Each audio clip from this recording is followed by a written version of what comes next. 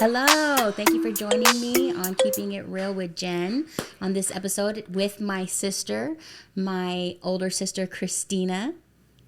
Thank you for coming on. We need to establish this. We need to go ahead and clear the air. What? Everybody. Who is older? You are. I don't know if Mom ever told you that. You are the older sister. Everybody knows that the younger sister is the chubby one. You say that it's so whatever. Look, when we go to church, people come up to me and go, "Oh, you guys are sisters? Who's older?" And this is what you do. You go, "It's so." I'm like, "No."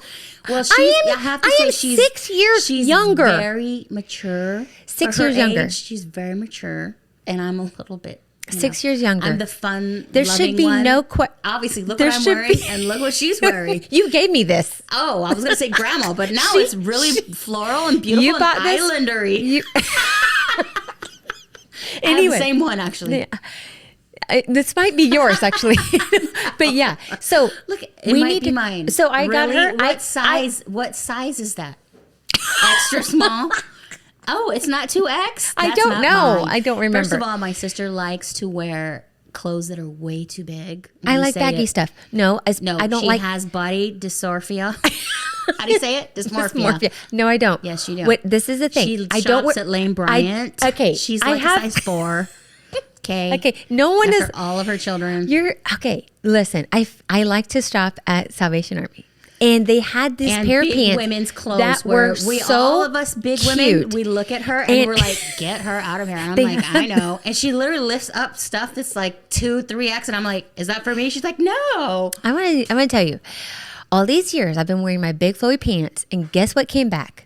MC Hammer pants? No, those are parachute pants. The big flowy pants, and they all came back. It was all over. I don't think it's back. All over Forever 21, all over Macy's, all over. So. Yes, it was.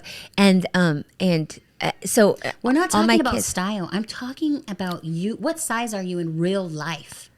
You're small. T-shirt? I am not a small. No. T-shirt, medium. Medium or large. Okay. It just depends. First of all, she's very small. No. And she will literally get like an extra large. No, I do not. Yes, I do not get an extra large. Yes, you do. No, I get a Tell the truth. Medium or large. Oh my God. Yes, because I don't want it skin tight. We're not going to have a sister fight on this podcast. No, this is what my sister said. Thank you for joining us. Wait. I'm actually considering and praying about, my health journey. Yes. You know how much I have tried to lose weight. Yes. Especially having all my children back to back to back. Yes. And my weight loss journey has been hard. So I'm actually thinking about doing weight loss surgery. Ooh. Yeah. Well, you've been thinking about that for a while. Yes. Yes. For years. Okay. But I'm really thinking about it so much because we have insurance now, something we've never had. Okay, awesome. And so, so pray about that. And I actually... Like coming up? Yes. I actually already went and saw a weight loss doctor. Oh, that's a big step. Yeah. And he's already gone through, answering all the questions of what I've tried before, all the hundreds of diets. Did you list them all? I did. I had to list them all, and we had to talk in depth about it. And also... I mean, we're talking years ago. Yeah. It's been... Herbalife. I mean, did you list like all those from back then? Keto. Yes. Yeah. Oh, wow. Yeah. And then, so maybe we'll talk more about that. Okay. I wanted to have you on here because, I wanted people to see the wonderful dynamic we have with each other. Yes. And who's really the fun sister. Oh, well, I lose. No. And just, talk, chit chat how we normally do. And so. This is fun. I'm excited. I saw all your other ones. Well, I didn't see them all, but they looked fun. Yes. So is this your first time doing a podcast? Oh, yes. Yeah, me too. Yes, for sure. Yeah. So is there any particular thing you would like to talk about? Because there are things I would like to ask you. I'm open. Because we could talk about whatever. Right. But one thing that I know that we have in common is that we both love the Lord. Yes. And that we love our family. Yes. And that we actually go to the same church now, which is awesome. Actually, you introduced us to Calvary. Yes. I was pregnant with Ethan.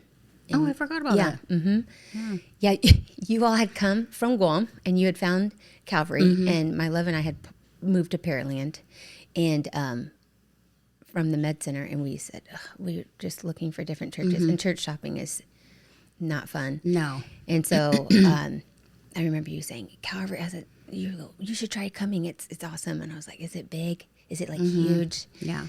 And the worship is awesome. The teaching is awesome. So we gave it a try, and it was awesome. We really enjoyed it. We were so happy about the teaching. Yeah, that it's expositional and verse by verse, and you get the whole content of a chapter or the context, exactly. Yeah, the context. Right. Which, by the way, some people don't know that you have a gift of teaching. You love to teach. I do love to teach. I mean, I would love to say that it was a gift from the Lord, but I don't. I mean, yeah, I do enjoy teaching a lot, and I teach history at our co-op. Yeah, and your students love you. You're like their favorite teacher. Well, we don't know that. I know that. You're so funny. But yeah, I do love teaching, and that's my heart. So, and I know also that, being away for so long and coming back, it's been nice being at the same church together. Yes. And so awesome. We've never seen each other this often. Yes. Because it's a guarantee every Sunday. Yeah. And the way life goes, it can be a month, 2 months. It can be even longer before you see each other. Just living in the same. My love's twin brother lives in the next neighborhood, and it'll be months, half a year before we see them. So it's great that we. And that's something that we have to get used to in the States, actually, because that's one thing that we found out is how, like, you can live next to your neighbor for 5 years and not even know their name. Oh, yes. Which in Guam that would never happen. Oh, right. So culture different, which we talked about in a couple episodes, but we've grown up with that kind of family mentality with Mom because she's from the Philippines. So we know all about that. Yes. But it's been nice, doing Thanksgiving, Christmas, and that was special. Yes. Yeah. Especially for so long. Yeah. So I wanted to talk about what's your life verse? Oh, glad you asked. Just kidding. My favorite verse of all time is Philippians 1:21. For to me to live is Christ and to die is gain. And that has to do with growing up and then Dad introducing us to these missionaries and martyrs and things like that. We were learning about the apostles and how they were martyred for their faith. For their faith. And before, when I was younger, I thought, what a way to go out, because we're all guaranteed death. We just don't know how it's going to happen, when, and in what way. So I always thought, man, that would be it. I mean, so I would just pray, Lord, if I were to die, I'd be present with you. And for me to live, I just want it to be you and you alone. And then my other verse, though, I will say that I sign a lot of cards or notes or, things like that. And I had my students memorize this as James 1:5. If any of you lacks wisdom, he should ask. And the Lord, and he should ask, I don't know why I'm pausing on this. Blanking. Ask the Lord who gives generously to all without finding fault, and it will be given to you. It's a promise. And I just thought, Lord, why do we not ask you for wisdom more? We want to make all these really important decisions. We have so many important decisions, whether it's with family, our children, education, where we're going to move, whatever. Lord, give me wisdom. And then it's just been I really believe the Lord has blessed me so much with guidance and that. So, and that's where prayer kind of comes into place, making sure you're praying.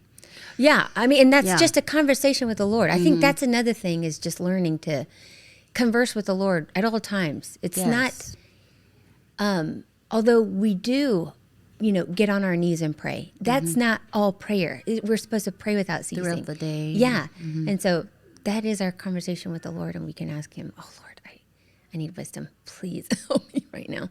And then also, I didn't go to college at all. I never went to any. And so I've always felt insecure about that. So you didn't need college for the FBI?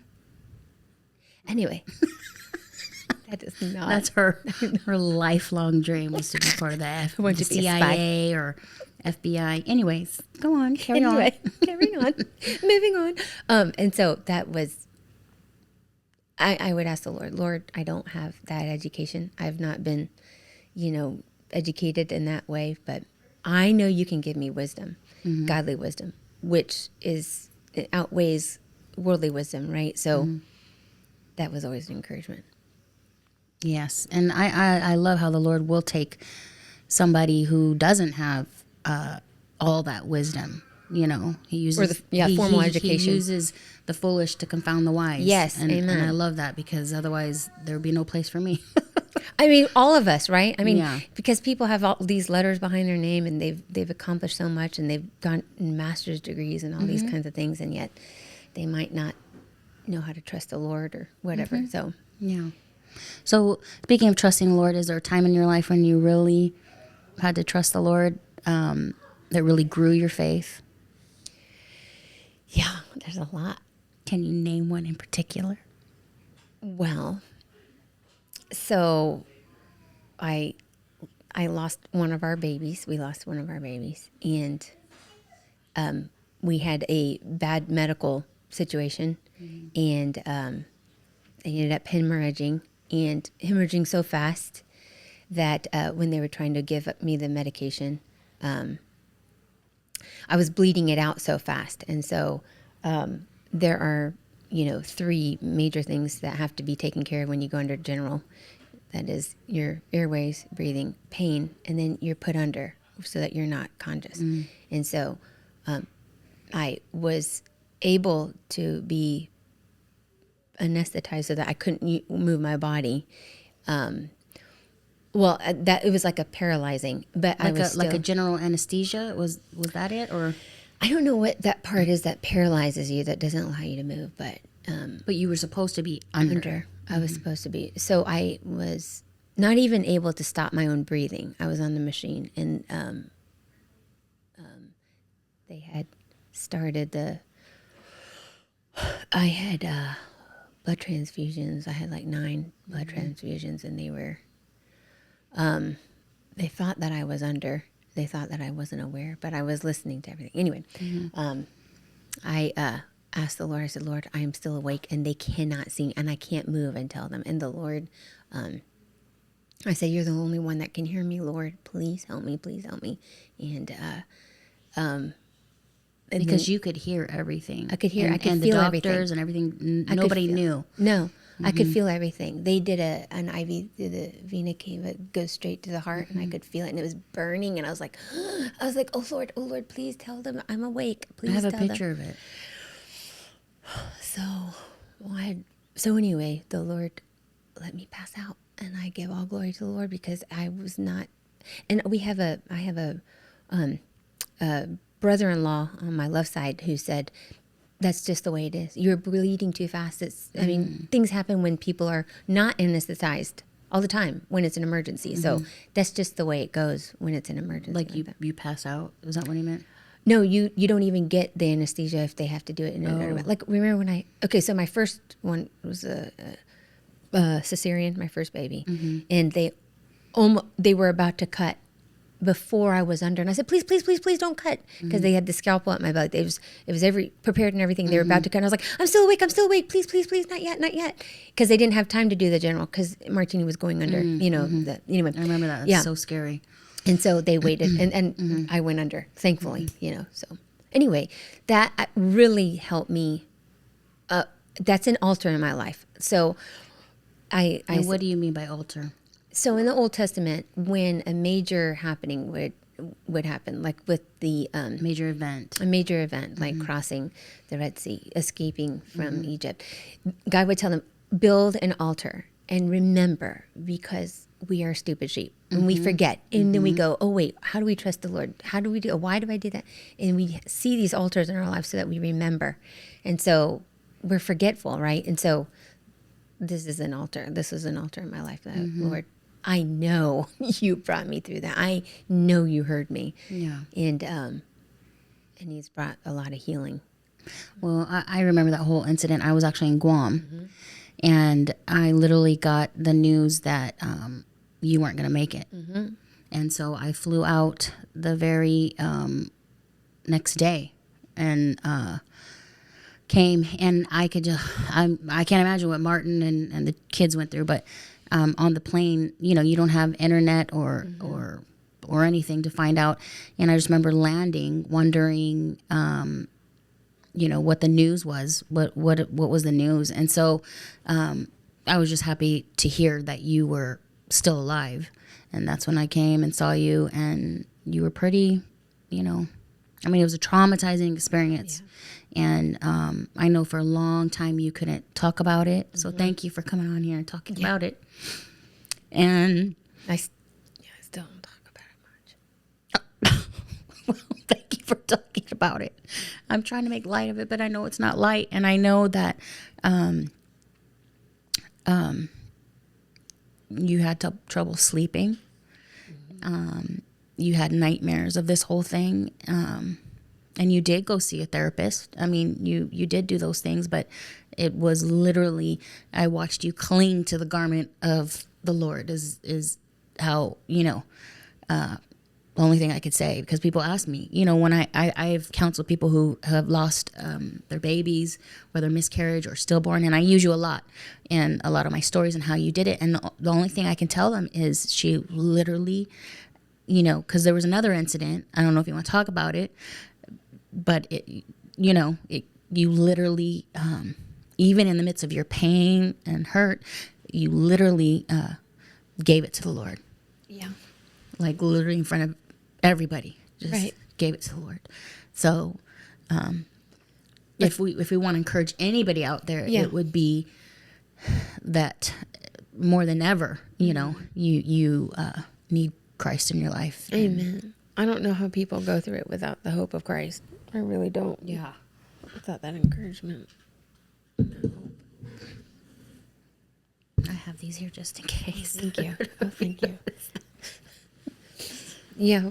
Thank you for talking about that. I know that's going to minister to a lot of women who are hurting out there, who have lost a baby. I would say, don't. I am a withdrawer. And so, but I have a few friends that when I would say don't come, would come anyway.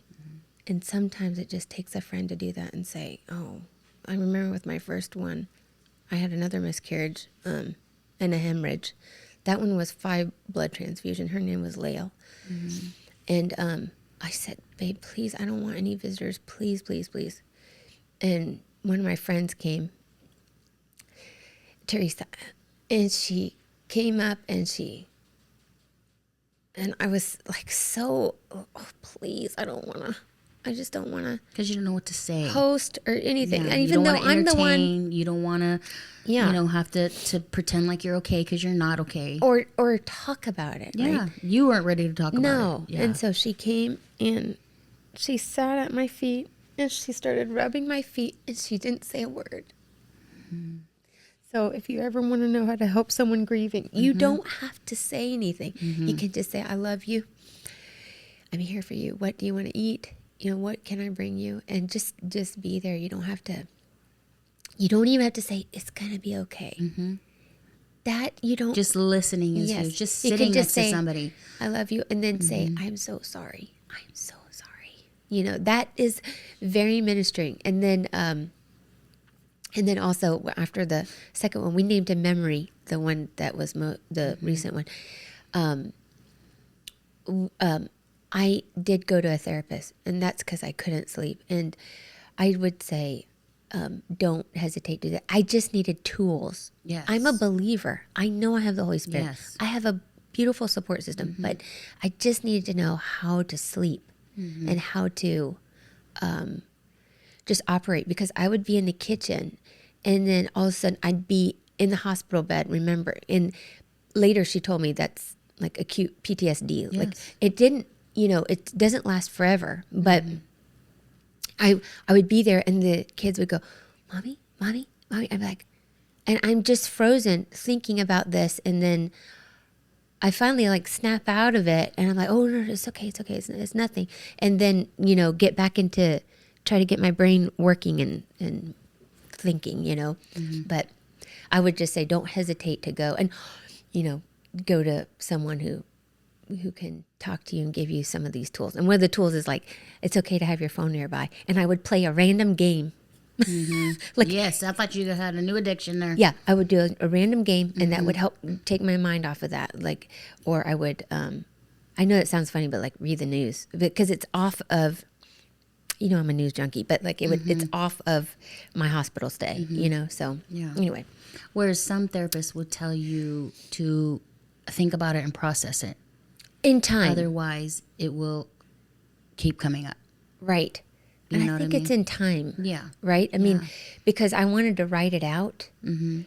And have you done that? Have you written it out? I've written out most of it, but if I even started or my love and I would start talking about it, my heart starts like it was just so debilitating. I was like, I can't do it, and my chest starts to hurt, and I'm like, I don't want to talk about it, please, and I can't. So anyway.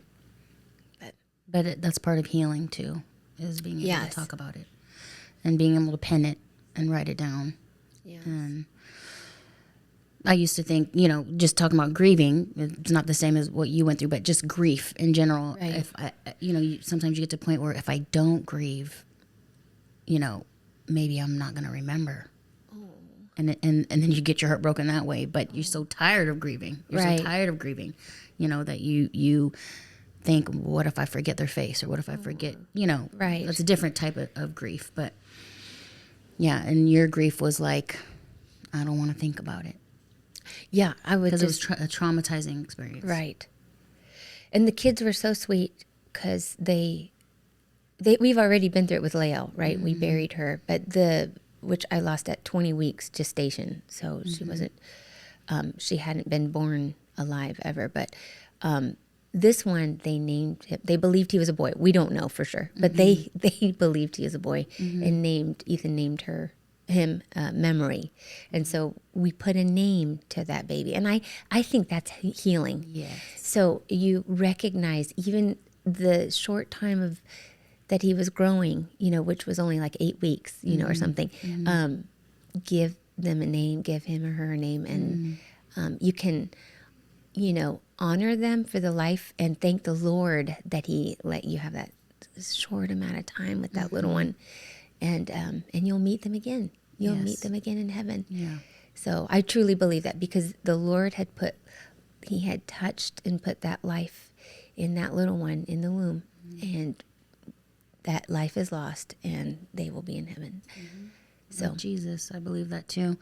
And so I just want to make it clear that your first one was Lael, and that was 20 weeks, and that's when you had your first miscarriage. right. And then your second one, you miscarried, but you almost lost your life.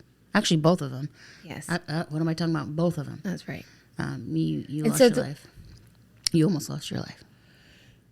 And so Philippians 1:21 really has like, Lord, why have you spared me? For me to live as Christ. Well, I better make it Christ worthy. Like, Lord, why am I here? Please use me and help me to be willing to be used.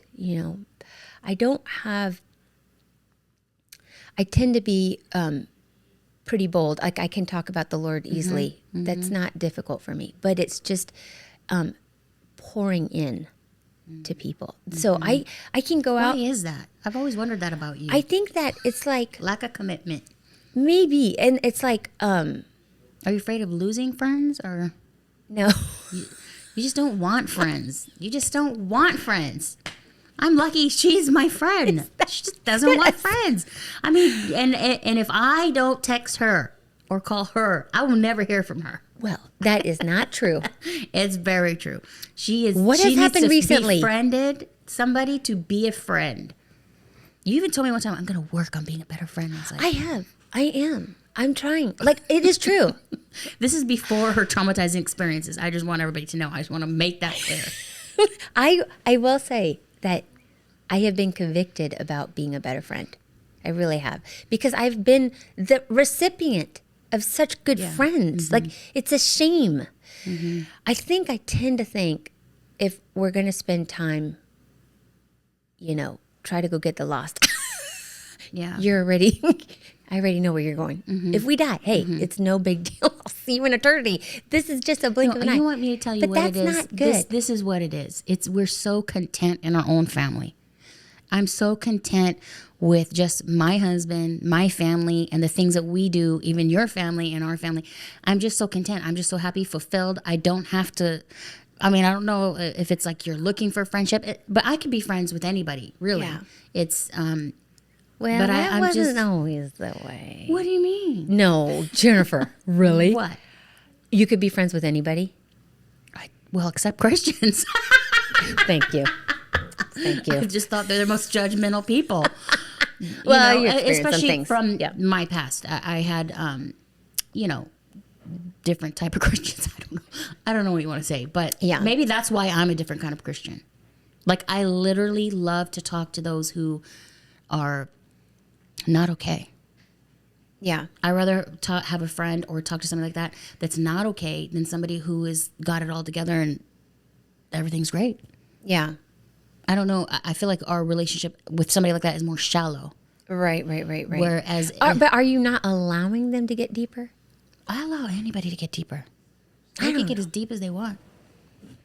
Like, the thing is like, okay, when I think that we feel comfortable with those who can identify. I think that's just a natural way. Identify what?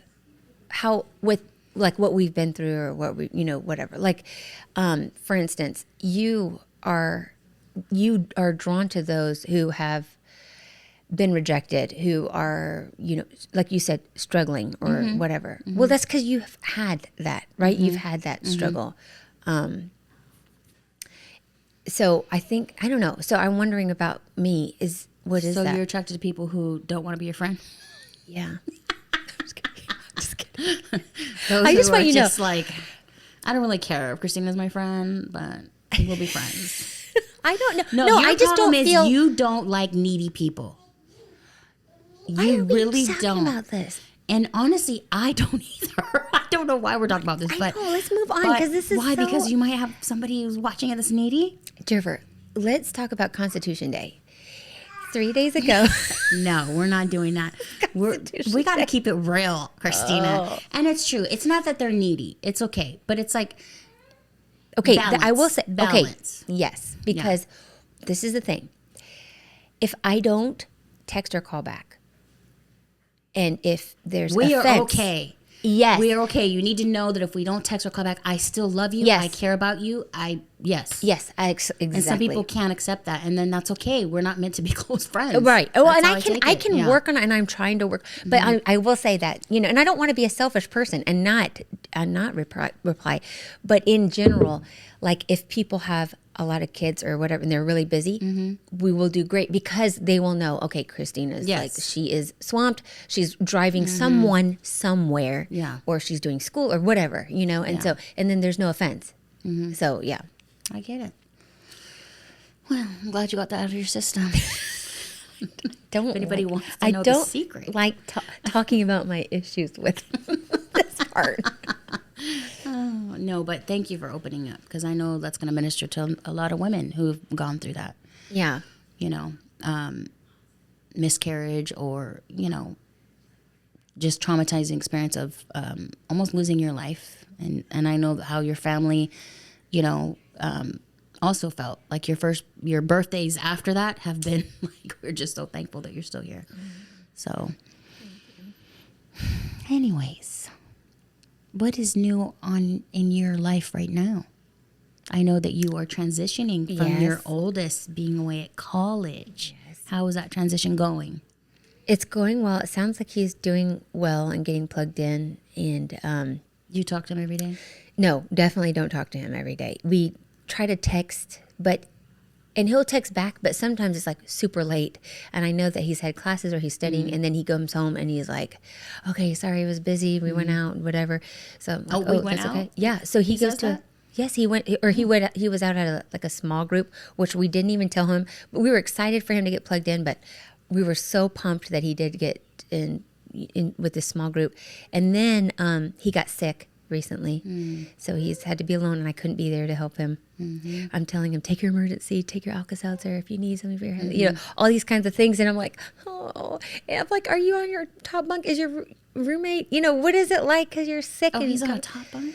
We moved his bunks up so that his desk could be underneath and he could have more space and stuff. But how does he like his roommate? Yeah, he likes him fine. It actually has worked out well. And I think, again, the guy is not needy. You know, he's just kind of low maintenance, and they've gone to lunch a couple times. So he's like his mother. He likes that. Martin? Yeah. Actually, yeah, maybe. I don't know. But anyway, it helps because we had just spoken with a friend of ours. Her daughter had one of the most difficult first years on campus with a roommate she had never known and met, and was very needy and offended, easily offended. So, oh, that's hard. Yeah, that is hard. Yeah. And but she had a lot of learning. But anyway, okay, let's what's something lighter. I know. We didn't. Okay, so when are we going to Italy together? Well, you tell me. We were supposed to go in 2020. Well, first of obviously all, that wasn't going to work. We have to make up our mind where we're going to go. I want to go to Sicily. Jennifer, that's a given. If we go there, that's. But you want to go to Rome? Florence. You have to go to Rome. What about Florence? We're going to fly into Rome and then we'll go, I think. But anyway, Florence, yes, but Sicily is where the families are. Yes. You know? So, remember, we had talked about this. COVID hit, right? Not that we could have afforded it at the time, but we're saving up for it. We would really love to go. That would be awesome. We need to go. Yeah. This is still something we talk about. But we don't need to be vaccinated, right? Well, so I have no idea what it is over there. I've not looked it up. Speaking of vaccines. Yes. Just kidding. Are you vaccinated? I am not. Why is that? We decided Here we go. through the science that it was not for us. Okay. Yeah. And we don't judge those who are. Mm-hmm. And you're not anti-vaccination. Oh, no. Actually, our kids are vaxxed. Mm-hmm. Yes. I don't know if you know that. So they are all vaxxed. Mm-hmm. Evangelina's behind. But what we have done with all of them is delay it and not allow all of them to be vaxxed with every vaccine at the same time. Mm-hmm. But yeah, we are not against vaccinations. This one is not for us. It's not a vaccine, by the way. Well, I'm against vaccines. I know you are.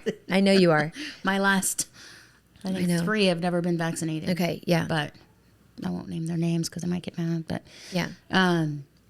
Yeah. So I totally understand it. And I've heard things, I've read things, so we are not and ignorant to each his of own. it. And like you, I don't judge anybody. No, and it's that's your okay. own personal convictions, and it's your own family. And yes, as your children grow up, they can make their own decisions as well. So, yeah. But if you ask me, Hey, so something exciting that happened, and we were just discussing this in class, was the Roe v. Wade decision, right? Mm-hmm. The right to choose, right? Yes. The right to choose life. And all the big hullabaloo, all of the craziness was because no longer is it codified at the Supreme Court level, at the federal level. It is now up to the states. Each state has its own decision to make. Yes. But people made it like it was intentionally made it into why can't. So now it's against the law everywhere. Mm-hmm. Although it should be against the law everywhere. And this is why. Because in our Constitution, I just want to share this real quickly, because our Constitution guarantees every person has the inalienable rights of life, liberty, and the pursuit of happiness. And the right to life means that you have a right to have life and not to take the life of someone else's. And that includes in the womb. So if anybody ever asks you, wait, why are we even taking it to the courts? Why? What should the government have anything to do with it? Well, that's because the government is there only to secure the rights of the people. Wait, what?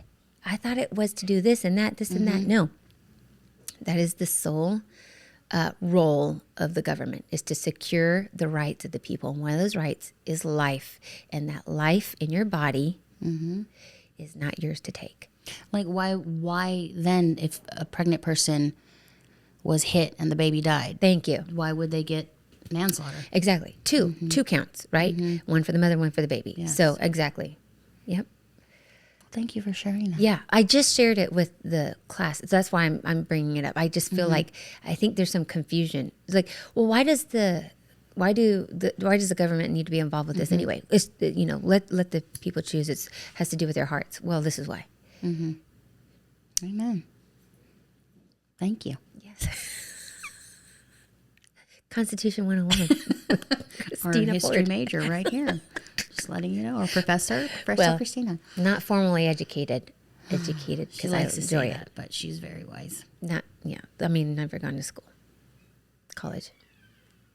Yeah. Even though, I thought you did. You went to college for a little bit. None. Not 1 hour. From Compact, you never went? No. Oh, wow. Who would have thought? I know. CIA doesn't need any education. Whatever skills. Yeah, so my sister also is trying to be on the security team at church.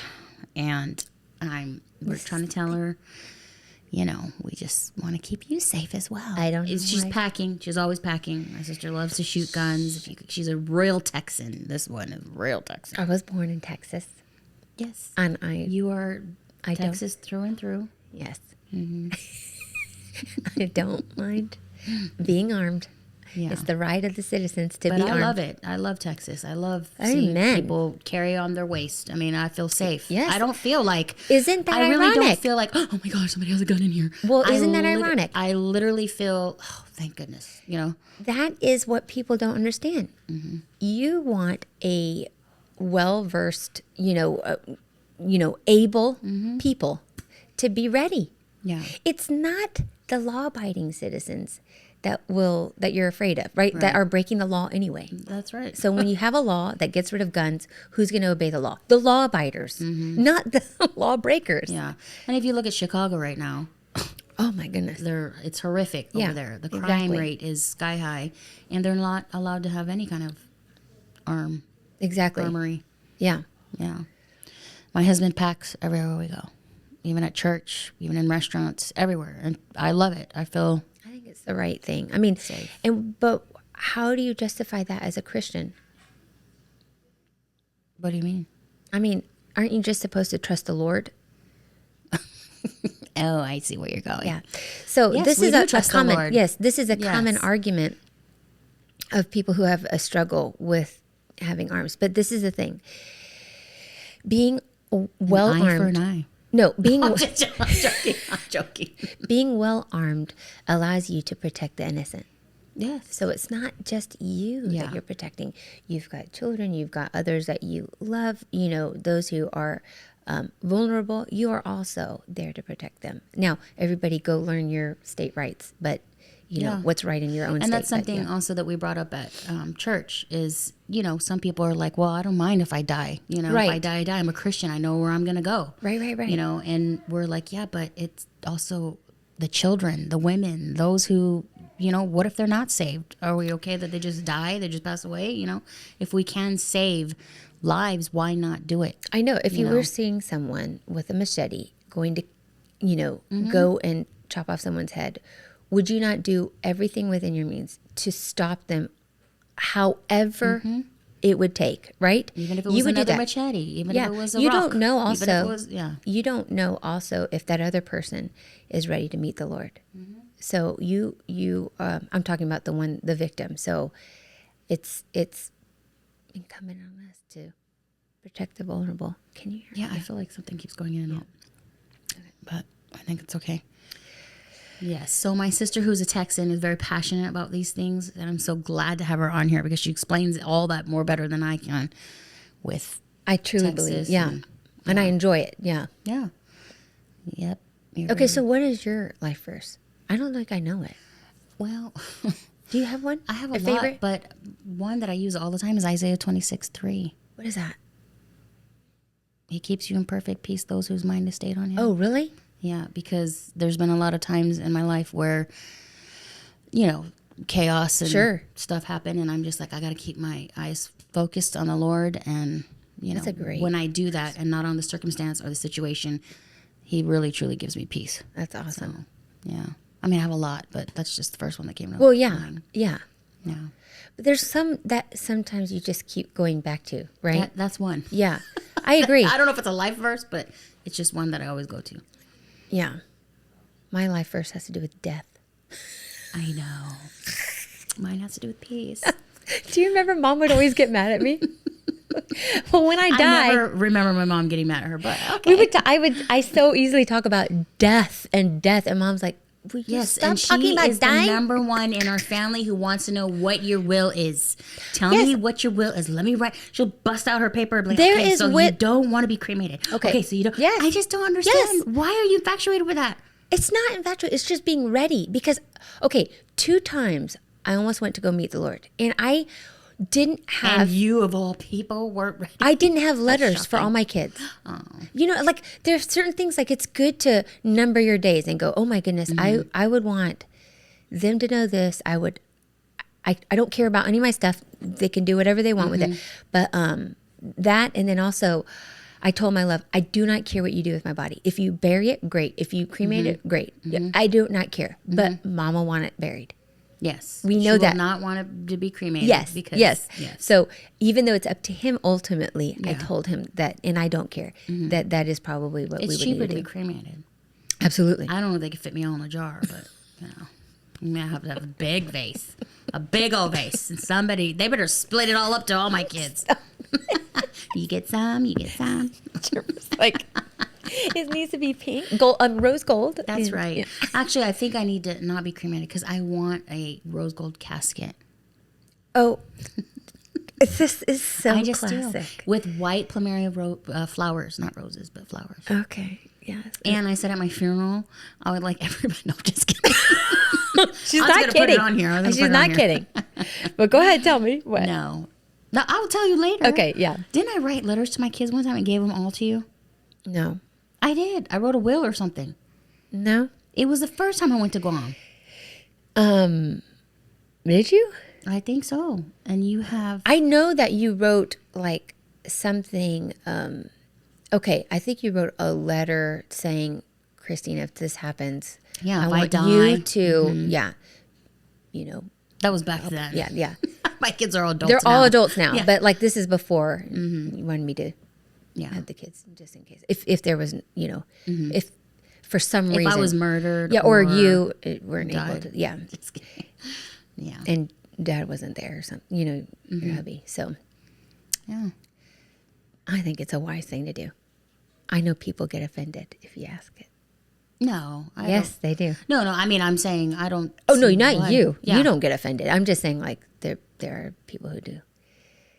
Like almost like it's making it sound like you're looking forward to them to die, so you want to know what to do, or okay, maybe not offended, but extremely uncomfortable. Uncomfortable talking about death. Yes, and saying you love talking about death all the time. Yes, and like so the kids you love to talk about death. It's not that I love it. It's just it's inevitable.